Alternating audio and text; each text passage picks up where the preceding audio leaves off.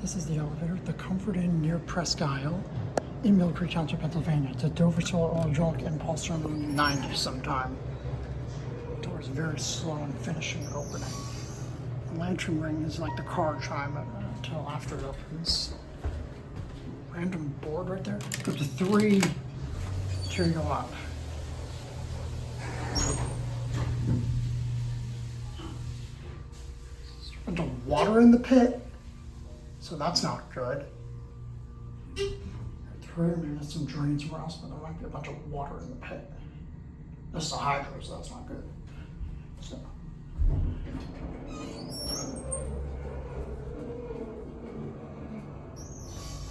Right on the ground. Non-88 phone. Certificate installed in 1994. It's a basic Dover Vapor Ring cab.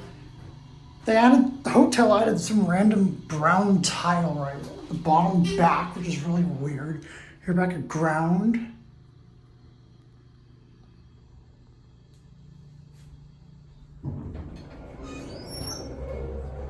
Squeaky door. Some paint on the bumper. Someone call it? Nope. I think that vents for the elevator machine room. If it closes, and that's going to be it.